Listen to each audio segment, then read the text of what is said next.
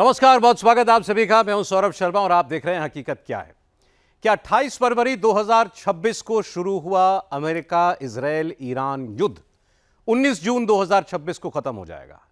क्या आज से ठीक 5 दिन के बाद वेस्ट एशिया में सब कुछ शांत हो जाएगा? ठीक 2 दिन के बाद 17 जून को फ्रांस के एवियान ले बेस में नरेंद्र मोदी और डोनाल्ड ट्रंप की मुलाकात होने वाली है। इस मुलाकात से पहले ट्रंप ने एक बड़ा क्लेम किया है। कहा है कि ईरान के साथ डील पूरी हो गई है, स्ट्रेट ऑफ हॉर्मुज खुलने जा रहा है। 19 जून को फ्रांस के एवियन लाबेंस से सिर्फ 45 किलोमीटर दूर जिनीवा में अमेरिका और ईरान के बीच पीस डील पर औपचारिक सिग्नेचर हो सकते हैं। ट्रंप अपने 80वें जन्मदिन पर डील वाला केक काटना चाहते थे। ट्रंप चाहते थे कि डील का ऐलान 14 जून को हो, लेकिन तेहरान को यह मंजूर नहीं था। ईरान की इस्लामी सरकार नहीं चाहती थी कि समझौते का ऐलान ईरान में आधी रात से पहले हो, क्योंकि उस समय डोनाल्ड ट्रंप का जन्मदिन होता। तो ईरान में आधी रात के कुछ ही मिनटों के बाद डील फाइनल होने का ऐलान किया गया, जिससे ईरान में तो सोमवार हो गया, लेकिन अमेरिका में रविवार ही था, मतलब ट्रंप का जन्मदिन ही रहा। अब सवाल यह है कि क्या इस डील पर हस्ताक्षर वाकई होने जा रहे हैं, क्योंकि इजराइल ने अमेरिका के एग्रीमेंट को मानने से इनकार कर दिया है। अब सवाल है कि आगे क्या होगा। क्या मोदी ट्रंप की मुलाकात के बाद कोई बड़ी खबर आएगी? आइए देखते हैं रिपोर्ट। 490 दिन के बाद, 70 हफ्तों के बाद, 11,760 घंटों के बाद जब मोदी और ट्रंप का आमना सामना होगा तो उस वक्त क्या होगा? 13 फरवरी 2025 को आखिरी मुलाकात और 17 जून 2026 को मोदी और ट्रंप के बीच क्या होगी बात? दिन बुधवार, वक्त शाम 6:30, यानी ठीक 46 घंटे 32 मिनट बाद दुनिया की मोस्ट एंटिसिपेटेड मीटिंग होने जा रही है। फरवरी 2025 के बाद पहली बार होने जा रही है। ट्रंप और मोदी की यह मीटिंग कितनी अहम है, इसका अंदाजा इस बात से लगा लीजिए कि इस वक्त दुनिया के हर अखबार की, हर न्यूज वेबसाइट की पहली हेडलाइन ही यही है। हर जगह मोदी ट्रंप की मुलाकात की ही खबरें हैं। यह मुलाकात फ्रांस के एवियन लेबैंस में होने जा रही है।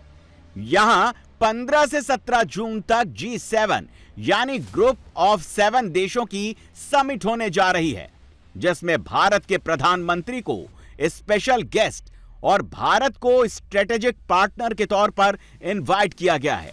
Group of 7 America, Canada, France, Germany, Italy, Japan और ब्रिटेन जैसी दुनिया की सबसे एडवांस इकोनॉमीज का ग्रुप है।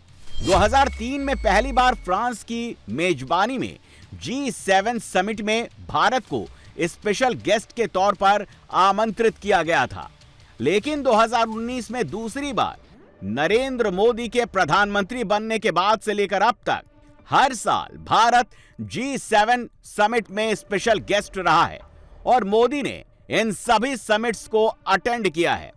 मोदी इस वक्त स्लोवाकिया में हैं। मोदी का अगला डेस्टिनेशन फ्रांस का एवियन लेबैंस है, जहां वो 16 जून को G7 समिट का हिस्सा होंगे। रही बात ट्रंप की, तो अमेरिकी राष्ट्रपति अब से बस कुछ देर बाद G7 समिट के लिए एवियन लेबैंस पहुंच जाएंगे। सवाल है कि जब मोदी और ट्रंप मिलेंगे तो क्या बात होगी, दोनों के बीच किन मुद्दों पर बात होगी, फुल डिटेल आपको आगे देंगे। मगर उससे पहले यह देखिए कि इस बार के G7 समिट में सबसे पॉपुलर, सबसे पावरफुल लीडर कौन है। वो लीडर कोई और नहीं, नरेंद्र मोदी हैं। और ये समझने के लिए आपको ग्लोबल लीडर्स की जून 2026 की लेटेस्ट अप्रूवल रेटिंग देखनी होगी। दुनिया के 24 राष्ट्राध्यक्षों की लेटेस्ट अप्रूवल रेटिंग में नरेंद्र मोदी इस वक्त भी 70% की अप्रूवल रेटिंग के साथ ग्लोबल लीडर नंबर 1 बने हुए हैं। और मोदी की इस लोकप्रियता का लोहा स्लोवाकिया के प्राइम मिनिस्टर से लेकर फ्रांस के राष्ट्रपति तक मानते हैं। सुनिए वो नरेंद्र मोदी पर क्या कहते हैं।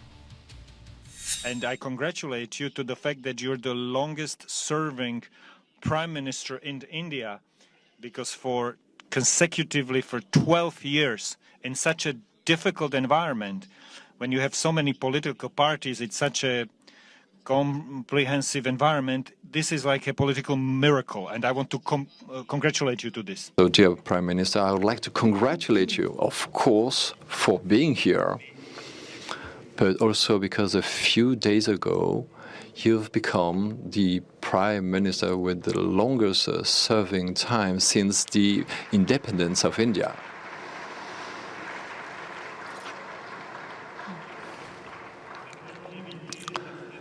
This long run says a lot about your determined action or the strength of your country and its wonderful assets and your leadership. So we are very proud to have you here.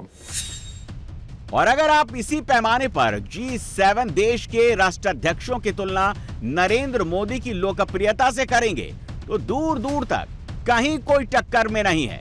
बात चाहे America के राष्ट्रपति Donald Trump की हो, Canada के प्रधानमंत्री mark Carney की हो, फ्रांस के राष्ट्रपति इमैनुअल मैक्रों की हो, जर्मनी के चांसलर फ्रेडरिक मर्ज की हो, इटली की प्रधानमंत्री जॉर्जिया मेलोनी की हो, जापान की प्रधानमंत्री सनाए टकाइची की हो या फिर ब्रिटेन के प्राइम मिनिस्टर कीर स्टारमर हो, ग्रुप ऑफ 7 देशों के ये सारे राष्ट्राध्यक्ष लोकप्रियता के पैमाने पर नरेंद्र मोदी के आगे कहीं नहीं टिकते। ग्राफ देख लीजिए। नरेंद्र मोदी की 70% अप्रूवल रेटिंग की तुलना में अमेरिका के राष्ट्रपति डोनाल्ड ट्रंप की अप्रूवल रेटिंग सिर्फ 38% है। यानी ट्रंप का ग्राफ मोदी से 32% नीचे है। मोदी नंबर 1 लीडर हैं तो ट्रंप 15वीं रैंकिंग पर हैं। इसी तरह कनाडा के प्रधानमंत्री मार्क कार्नी की अप्रूवल रेटिंग 54% है और उनका ग्राफ नरेंद्र मोदी से 16% नीचे है। इनकी रैंकिंग नंबर 4 है। फ्रांस के राष्ट्रपति इमैनुअल मैक्रों की अप्रूवल रेटिंग 18% है और इनका ग्राफ मोदी के ग्राफ से 52% नीचे है। मोदी दुनिया के नंबर 1 लीडर हैं तो मैक्रो 24वें नंबर पर। जर्मनी के चांसलर फ्रेडरिक मर्ज की अप्रूवल रेटिंग सिर्फ 19% है और वो नरेंद्र मोदी से 51% पीछे हैं। इनकी रैंकिंग नंबर 23 है। इटली की प्रधानमंत्री जॉर्जिया मेलोनी की अप्रूवल रेटिंग 39% पर है, जो मोदी की अप्रूवल रेटिंग से 31% कम है और इनकी रैंकिंग भी टॉप 10 से बाहर है। ये 12वीं पोजीशन पर हैं। जापान की प्रधानमंत्री सनाए टकाइची की अप्रूवल रेटिंग 53% है, जो मोदी की रेटिंग से 17% कम है और इनकी रैंकिंग भी नंबर 5 है। और आखिरी में बारी आती है G7 के आखिरी देश ब्रिटेन के प्राइम मिनिस्टर कीर स्टारमर के, जिनकी अप्रूवल रेटिंग सिर्फ 27% है और ये नरेंद्र मोदी से 43% पीछे हैं। रही बात रैंकिंग की तो कीर स्टारमर 24 राष्ट्राध्यक्षों में 22वें नंबर पर आते हैं। इससे 2 चीज तो क्लियर है। पहली ये कि ग्लोबल एक्सेप्टेबिलिटी और कनेक्ट के मामले में नरेंद्र मोदी दुनिया के टॉप लीडर हैं और दूसरी चीज ये कि जिस वक्त फ्रांस के एवियन लेबैंस में ग्रुप ऑफ 7 देशों के लीडर्स की मुलाकात होगी, उस वक्त हर लीडर की नरेंद्र मोदी पर ही नजर होगी और उनमें से एक नाम अमेरिकी राष्ट्रपति डोनाल्ड ट्रंप का भी होगा, जो 490 दिन के बाद पहली बार मोदी के साथ 1-to-1 मीटिंग करेंगे। ट्रंप के पिछले 490 दिन की टाइमलाइन चेक करने से यह भी पता चलता है कि वो नरेंद्र मोदी से मिलने के लिए इतने बेताब क्यों हैं। ट्रंप पिछले 70 हफ्तों में कई बार नरेंद्र मोदी को great friend of mind, fantastic man, very special man, great leader, smart man, good friend कहकर संबोधित किया है। हर बार ट्रंप ने मोदी के साथ अपने पर्सनल कनेक्ट का जिक्र किया है। I love India.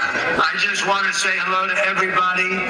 I love the Prime Minister. Modi is great. He's my friend.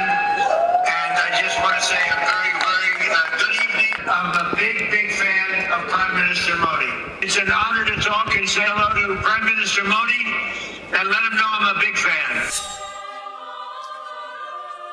Trump खुद को मोदी का सबसे बड़ा फैन कहते हैं।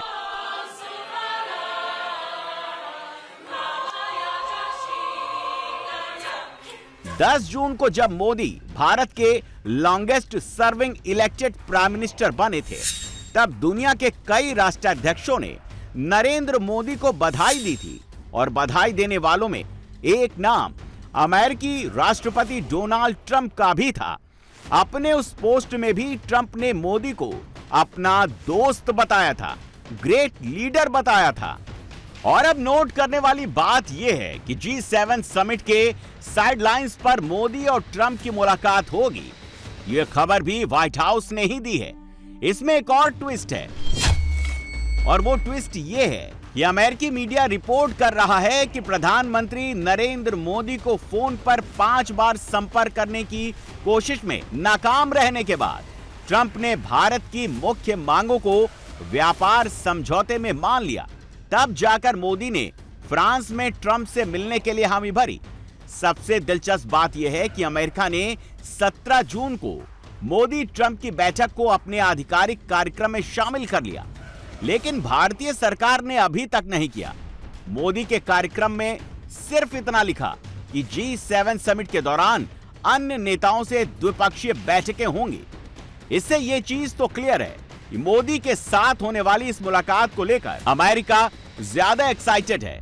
और मोदी ट्रंप की मुलाकात से ठीक पहले यह खबर भी आ गई कि यूनाइटेड स्टेट के ट्रेड रिप्रेजेंटेटिव ट्रेड पर बातचीत करने के लिए 22 जून से भारत का दौरा करेंगे।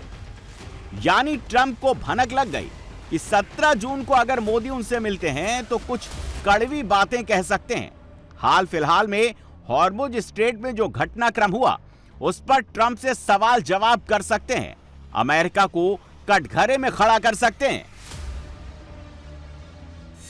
ये अच्छी बात, देश के दोनों देशों के लिए अच्छा है, लेकिन मुझे लगता है कुछ कड़वी बातें प्रधानमंत्री जी को करनी पड़ेंगी डोनाल्ड ट्रंप, क्योंकि जिस तरह से भारत के लोगों को उनसे उम्मीदें थीं, उन्होंने उसका उल्टा किया। और जिस तरह से वो कैंपेनिंग के दौरान बोल रहे थे, उसका उल्टा किया। जिस तरह से उन्होंने पाकिस्तान जैसे टेरर स्टेट को प्रमोट किया, आसिम मुनीर जो फ्रॉड मार्शल पाकिस्तान का डिक्टेटर है, जो दुनिया में टेररिज्म फैलाता है, अपने POJK में और बलूचिस्तान में, खैबर पख्तूनख्वा में अपने लोगों को मारता है, उस जैसे आदमी को अब एनकरेज करते हो, माय फेवरेट फील्ड मार्शल, और लंच पे बुलाते हो।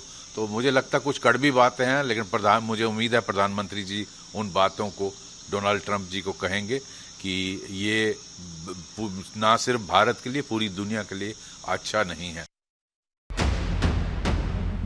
मोदी और ट्रंप की होने वाली मुलाकात की टाइमिंग एक और वजह से इंपॉर्टेंट है, क्योंकि इस मुलाकात से पहले ही अमेरिका, इजराइल और ईरान युद्ध पर बहुत बड़ी खबर आ गई है। और वो खबर खुद अमेरिकी राष्ट्रपति डोनाल्ड ट्रंप ने दी है। पश्चिम एशिया में जारी तनाव के खत्म होने की उम्मीद बढ़ गई है। अमेरिका और ईरान के बीच शांति समझौते के मसौदे पर सहमति बन गई है। इसका ऐलान खुद ट्रंप ने ट्रुथ सोशल पर किए अपने पोस्ट में किया। जेनेवा में पीस डील पर औपचारिक तौर पर दोनों पक्षों की तरफ से हस्ताक्षर करने होंगे। इस डील के मुताबिक स्ट्रेट ऑफ हॉर्मुज को बिना टोल के खोल दिया जाएगा। ईरान द्वारा लगाए गए समुद्री माइंस हटाए जाएंगे। दुनिया भर में सामान्य तेल निर्यात फिर शुरू होगा। अमेरिका ईरानी बंदरगाह पर लगाए गए ब्लॉकहेड को हटाएगा। ईरान, लेबनान दोनों ही मोर्चों पर 60 दिन का सीज फायर होगा। ईरान परमाणु हथियार नहीं बनाएगा या हासिल नहीं करेगा। ईरान हाईली एनरिच्ड यूरेनियम का स्टॉक पाइल को कम करेगा या नष्ट करेगा। ईरान को चरणबद्ध तरीके से अमेरिकी सैंक्शन से रिलीफ मिलेगा।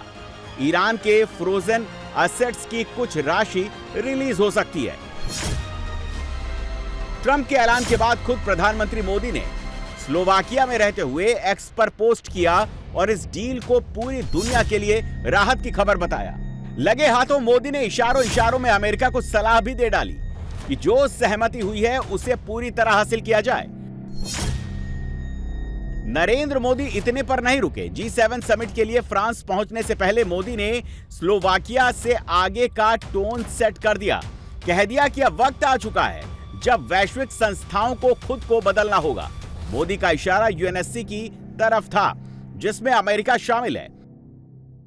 वैश्विक चुनौतियों के समाधान खोजने का भरसक प्रयास किया है। वैश्विक मंच पर भी भारत और स्लोवाकिया करीब ही सामंजस्य से आगे बढ़ रहे हैं। हम सहमत हैं कि सभी विवादों और तनावों का समाधान शांतिपूर्ण तरीके से किया जाना चाहिए। हम सभी पार्टनर्स के साथ मिलकर इस दिशा में आगे बढ़ते रहेंगे। हम इस बात पर भी सहमत हैं कि वैश्विक संस्थानों को 21वीं सदी की वास्तविकताओं और चुनौतियों के अनुरूप खुद को रीडिफाइन करना होगा।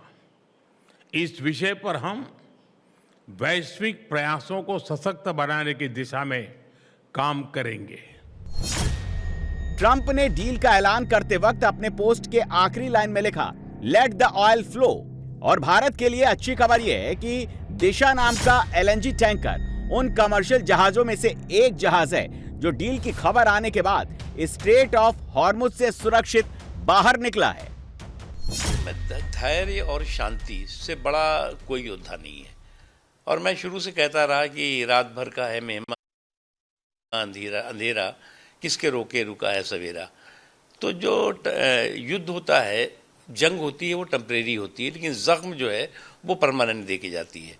इसलिए ये सबक और संदेश सभी के लिए ज़रूरी है। और हिरोशिमा और नागासाकी इस बात का प्रमाण है, इस बात का सबक है और संदेश है कि आज भी जो जनरेशन है वो उस जख्म को जो है से पीड़ित है। और मैं मानता हूँ कि भारत हमेशा जो है वो कहता रहा है कि जो है युद्ध समस्या का समाधान नहीं, अपने आप में समस्या है। और भारत हमेशा इस बात के पक्षधर रहा है कि संकट के सागर से अमन का अमृत निकलना चाहिए। यही पूरी दुनिया के लिए ठीक है, मानवता के लिए ठीक है। और ये अच्छी खबर है, शुभ समाचार है। लेकिन फिलहाल जो दिख रहा है वैसा है नहीं।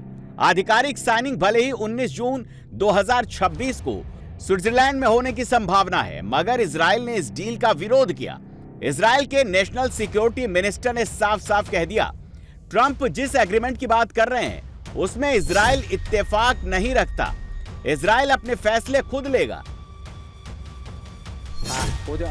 इसके जवाब में ईरान के विदेश मंत्रालय ने भी अमेरिका को चेता दिया है कि अगर उसने लेबनान से सेना नहीं हटाई तो ईरान उसका जिम्मेदार अमेरिका को ही मानेगा। वैश्विक मंच पर वेस्ट एशिया के फ्रंट पर जारी इस उथल पुथल के बीच सबसे ज्यादा तुर्रमखां पाकिस्तान बन रहा है। इस्लामाबाद टॉक्स फेल हो गई, शहबाज मुनीर की बेइज्जती हो गई, तो अब पाकिस्तान जेनेवा की संभावित पीस डील का क्रेडिट ले रहा है। 3 माह 16 दिन की बेपनाह आजमाइशों के बाद अल्हम्दुलिल्लाह ईरान, अमेरिका ने लुबनान से समेत तमाम महाजों पर फौजी कार्रवाई के फौरी और मुस्तकिल खात्मे का ऐलान कर दिया है।